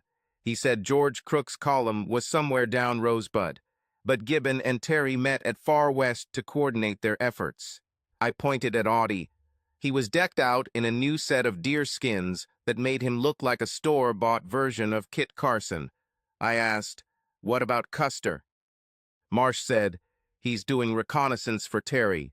His cavalry can move faster than the infantry columns." I asked, "You mean they'll let him go alone? They should send Gibbon and the 2nd Cavalry with him. At least Gibbon understands the situation." Marsh said, "You know Custer. He wants glory. He has Mitch Boyer and the Ree and Crow Scouts to guide him. He won't get into trouble." I asked Marsh about my cargo. He said he was on board and would take it to Livingston Landing as soon as he delivered the Army cargo to the confluence of the Bighorn and the Yellowstone. He promised no later than a week. It was satisfactory, so I said goodbye to him. As I walked down the ramp, I heard a voice. "Hey, Riley, can I talk to you for a minute?" I turned around, and it was John Gibbon. I knew I owed him a debt of gratitude, and I was not going to ignore the most important military man in all of Montana. So, of course, I quickly got back on board. John Gibbon was a man of action. Unlike the rest of us, he had short hair, but he had the thickest mustache I've ever seen. He said, "You know this territory, don't you?" I said, "Of course, my wife Cheyenne and I have been trading at Fort Ellis and Fort Parker, and on the Sioux and Crow reservations for the past 5 years. Why do you ask?" Gibbon looked at me shrewdly and said, "I want you to do a little errand. It will repay the debt for what I did for you and Sutton. I am sending Custer up the Rosebud to meet Crook. He has many Indian scouts with him, but he's a reckless idiot, so I want him to have someone reliable to help him understand what he's getting into." He saw what I was thinking and hastily added, "Custer's only job is to drive the hostile Indians our way. Infantry and howitzers will fight. There is no risk. And if you do this for me, then I will be in your debt." I knew what he was offering. All forts in Montana Territory will be mine to fleece. I thought about it. Anavuo expected me to return tomorrow, June 24th. I asked Gibbon, "How long do you want me to stay with him?" Gibbon thought for a second and said, "We plan to meet him on the 25th, or no later than the 26th. So 3 days will be enough." It wasn't a lot of time for such a big reward. I thought about it some more.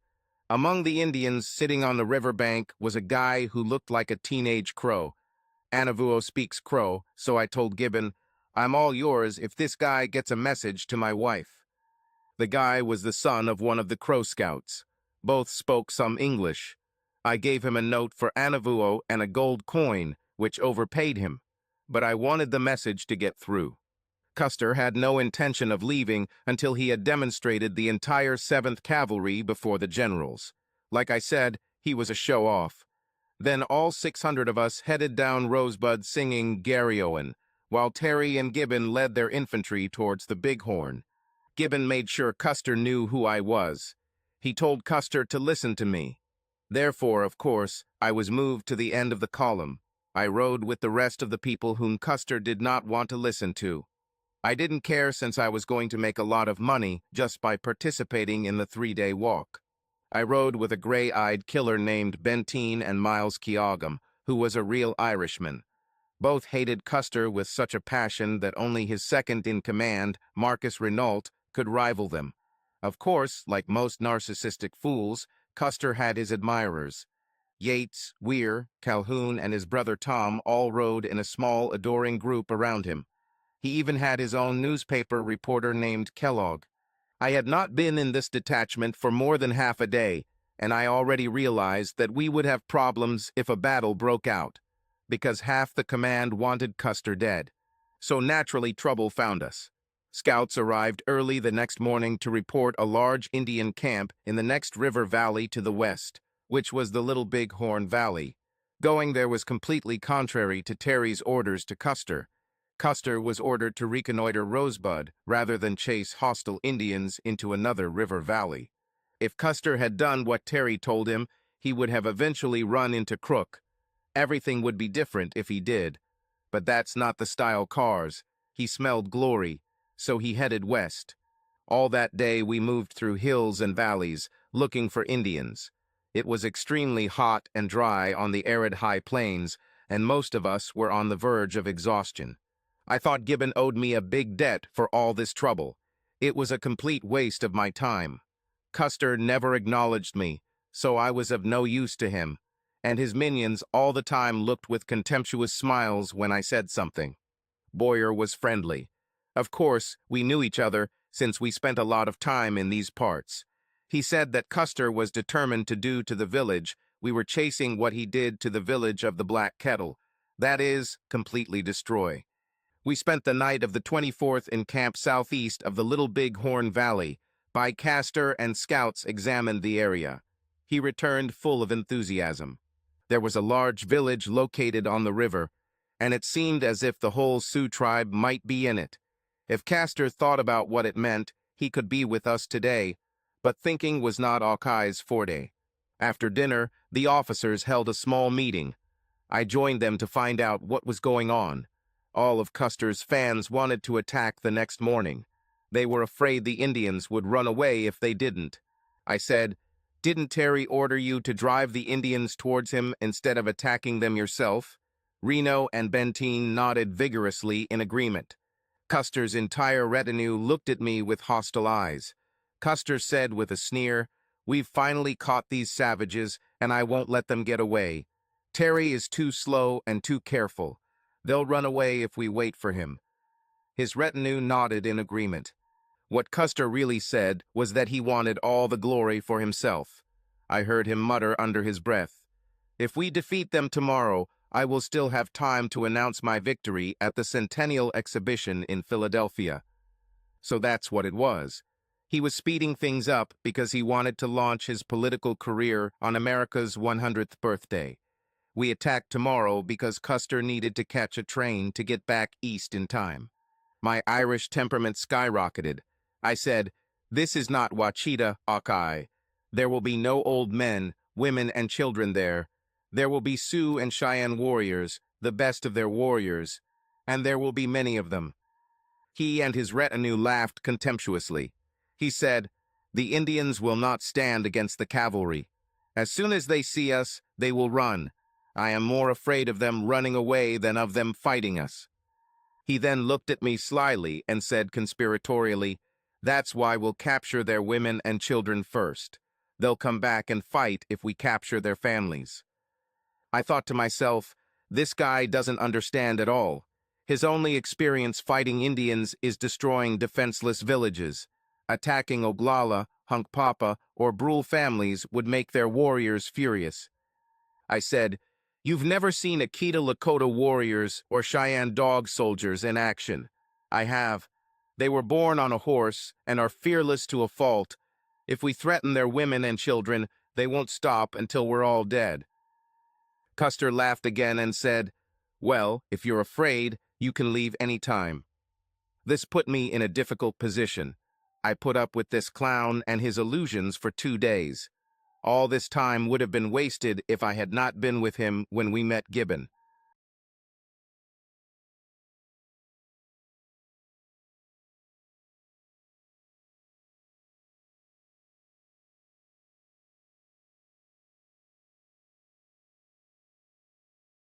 At dawn, I rode with Miles Keogh. I liked Keogh. He was my type of Irishman. He was handsome and charismatic, with a sparkle in his eye for women and a classic Irish sense of humor. He wore medals that the Pope gave him for his service in the Vatican Army before he came to serve in our army. His people loved him. Custer divided his team into 2. He sent 300 of Reno's soldiers to attack a huge camp at a bend in the river, about 3 miles away. I could see the village in the distance in the morning heat haze. It was arranged in circles. There were so many teepees there it looked like New York. I had a feeling, but I still drove on.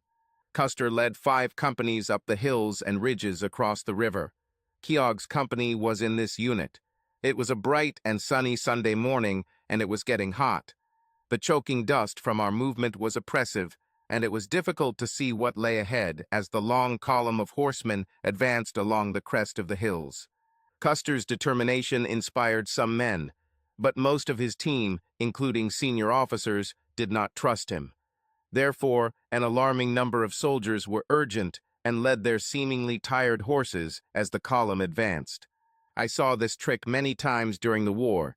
I even used it myself once, off Cold Harbor. This is a convenient way to avoid a fight when you don't have confidence in the people at the helm.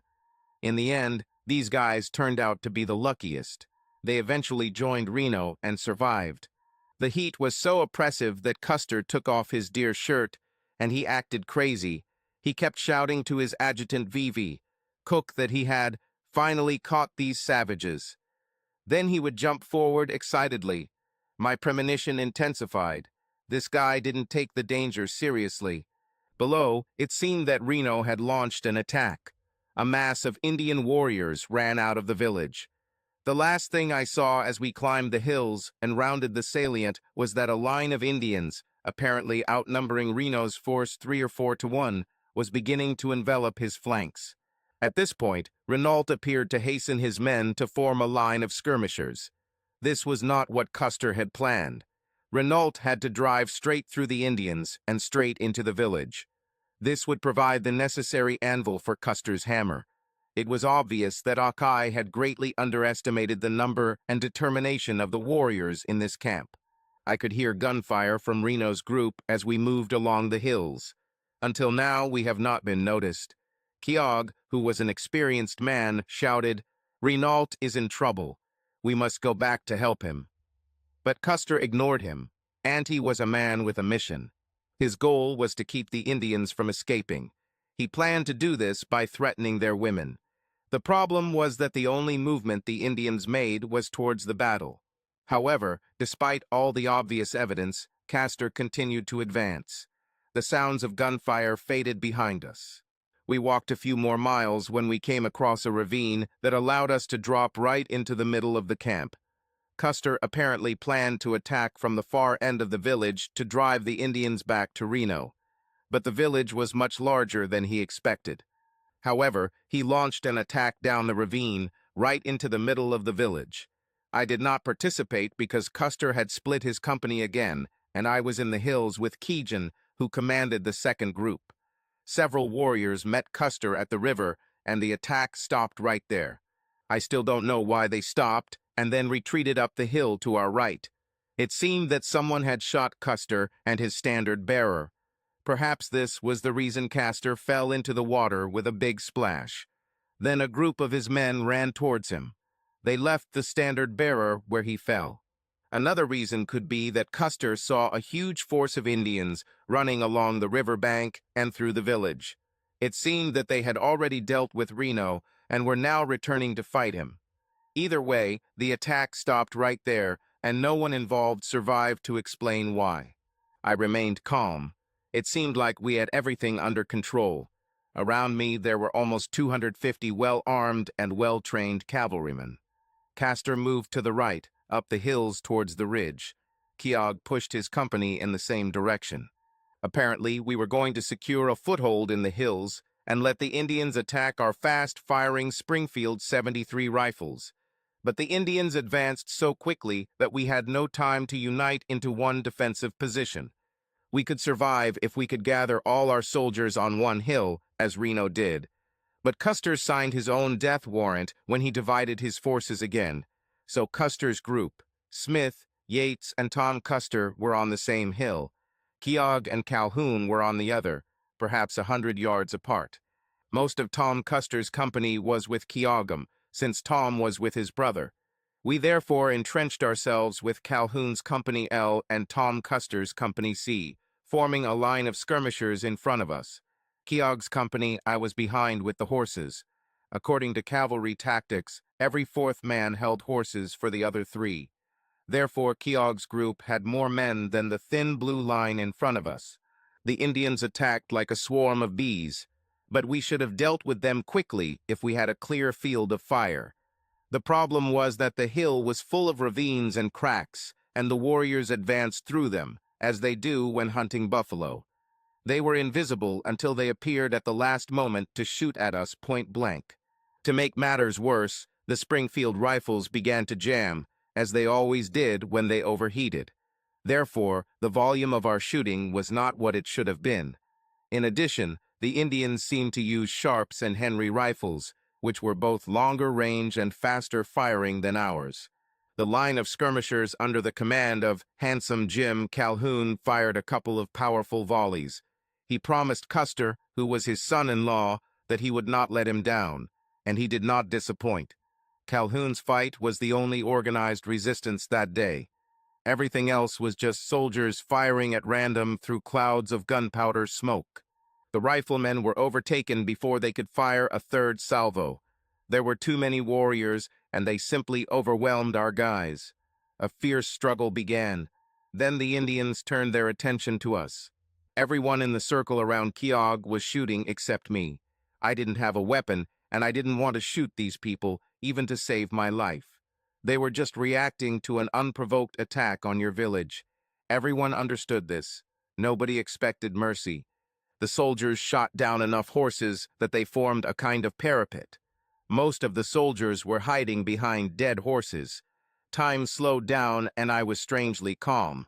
I knew I was going to die, but I lived a good life with a wonderful woman, and she will be well settled after I die. Sooner or later, we all leave. A final firefight ensued, and a group of figures emerged from the gunpowder smoke. The Indians surrounded us from the right flank, from where Castor. The soldiers around me all turned and ran, trying to saddle their horses. My last words were, "Anavuo." I woke up to a familiar voice shouting something Cheyenne. There was still chaos around me. There was severe pain in my shoulder, but I was alive. I was lying on the grass where I fell. Someone was standing over my body, protecting me. It was a woman, and from time to time she shouted furious warnings to us. I heard Anavuo's voice speaking in English. "Lie still, my beloved. The warriors are beginning to calm down and leave. We will help you as soon as they leave." I was confused. The last thing I remembered was a shootout with seemingly all the Indians in the world, and now I am with my dear wife. I didn't understand what happened or what she was doing there. It was pretty clear that Custer and all his men were dead. But why am I still alive, and how did Anavuo end up here? She was wearing her beautiful deerskin dress, rather than the fashionable linen dresses she usually wore. I instinctively knew that she wore this dress because she wanted the Indians to understand that she was one of them. This allowed her to move freely among them. 2 Indians appeared. I expected them to finish me off. Anavuo seemed to be asking them about the situation. Whatever they said seemed to satisfy Anavuo, because she answered something and both crouched down with their guns, as if they were guarding us. I was amazed to see that it was the guy I paid to deliver Anavuo's note and his father. She explained that she had received my note. Every Cheyenne in Montana knew that the annual Sun Dance was held on the Bighorn lands. All the tribes will be there, because their Sun Dance is like Easter for Christians. So she also knew that I was heading straight to a very dangerous place. She assumed that sooner or later I would reach a large camp. Otherwise, there wouldn't be a problem. So she hired 2 warriors to ride with her up the Little Bighorn. They covered almost 90 miles between our home and where we were in 2 days, driving at full speed. They arrived just as the battle began. Without hesitation, Anavuo rode through the village, jumped off her horse by the river, and ran up the hill with the charging warriors, right into the cavalry's guns. It was the most enduring act of naked courage and personal devotion I have ever heard. Her heroism saved my life. It was clear who would win the fight at that moment, so she hurried to find me before the cleanup began. Custer had indeed disturbed a hornet's nest, and the Indians were furious. I would have been the target of this fury if it had not been for my valiant wife. She stood over my body like a mother bear protecting her cubs. Anavuo had an Arkansas toothpick knife on her slender belt and 2 brand new .45 caliber revolvers in each hand. She drove away any warrior who approached us, shouting threats at Cheyenne, Sioux, and Arapaho. The entire battle, from the river to the aftermath, took no more than an hour. Suddenly, everything became quiet, like a cemetery. All the soldiers went up the river, to where there was intense shooting. It must have been Renault. Only a few women remained, chatting as if they were doing laundry and busily stripping the dead soldiers of their clothes. Anavuo and her escort put me on a horse. There were many cavalry horses around. Then we drove east, away from this valley of death, and around the north, heading home. Nobody paid any attention to us. I asked Anavuo whatever possessed her to do such a crazy thing. I said, "You didn't know where I was or what was going on. How did you know I was in danger? And how did you find me?" She looked at me with her smart blue eyes and said, "Would you do the same for me?" She was right, of course. I said, "If I thought you were in danger, I would ride, walk, or crawl to you through every danger imaginable. But how did you know I was in danger? And how did you find me?" She said, "Your note said you were coming down Rosebud with Custer. I knew he would find this camp. This is our main gathering of the year. It didn't take a seer to see that this would be the outcome if Custer attacked on him." She looked at me with absolute confidence and said, "So I knew you were in danger." She added nonchalantly, "I also knew that you could have left Custer before anything happened. But you are a man of your word and stubborn as a mule, so I decided that I would find you right where you were." I said, still confused, "But I was with 250 other men." She said, as if I was stupid, "You think I wouldn't recognize my man? I saw you there before I even got to the river. You were the only person on the hill in a top hat and tails." She laughed cheerfully and added, "You didn't look very military." She was right. I was in my business attire when I went on the trip with Custer. I probably stood out like a peacock among chickens. She added lightly, "Of course, getting to you was a challenge, with all the gunfire and smoke. But I knew where you were, and I wasn't going to stop until I found you." She added grimly, "I couldn't even imagine what my people would do to every soldier there, and I wasn't going to let that happen to you." I thought to myself, this is what my woman is capable of, and this is what true love and devotion means. We were driving home, just the two of us. It has always been this way, and it will always be so. A man and woman living together, both selflessly caring for each other at all costs. It didn't matter that we came from two different worlds. It was important that we loved each other in this world, and deep and sincere love between two people is the recipe for a happy life. So, my friends, this is how I became the sole survivor of the battle that pulp novels call Custer's Last Stand. No one else lived to record my rescue, and I had no intention of enlightening anyone. My only goal was to live a quiet, private life with the woman I loved. The last thing I wanted was to be inundated with people wanting to hear my story. The world has changed since 1876. The Indian tribes on the plains all disappeared. We have fought much bigger wars. Paved roads and railroad tracks replaced the washed-out wagon tracks. Lucky Lindy flew all the way from New York to Paris, France, and I drove from Billing to Greasy Grass in one of these new cars. It only took a few hours. I found Keogh's monument. He indicated the place where he fell. Keogh himself is buried in the east. It was exactly where I remembered because I was standing next to him when I was injured. I still feel it even at the age of 86 years old. There, on the hill of the last battle, there is a much more grandiose monument. This is near where Custer was found. I was sure he would have liked it. I remembered where the big village was. Looking down the hill toward the Crow Reservation, I could still visualize her there. The weather in the fading light was hot and dry, just like that momentary day. It was quiet on this hill, only the wind. It was getting dark. I turned and walked slowly down the back of the hill to where my grandson's car was parked. The only people left in the dirt parking lot were my grandson and his wife. This was where the horses of the 7th Cavalry were kept 54 years ago. My dear Anavuo died a couple of weeks ago. She died a venerable and respected matriarch of a large and important family. This is what we built together. Now it's my turn. I just wanted to visit this place one last time to honor our eternal love. As the Indians say, today is a good day to die, and I have no desire to live without her. I'm not afraid that my body will turn into a spirit. My only wish is to come to her as she came to me on that fateful day at Greasy Grass. Subscribe to our channel so that your love doesn't cheat on you, and go ahead and listen to the next story, because this story is nothing compared to the next one. If you're under 18, don't even think, click to the next one.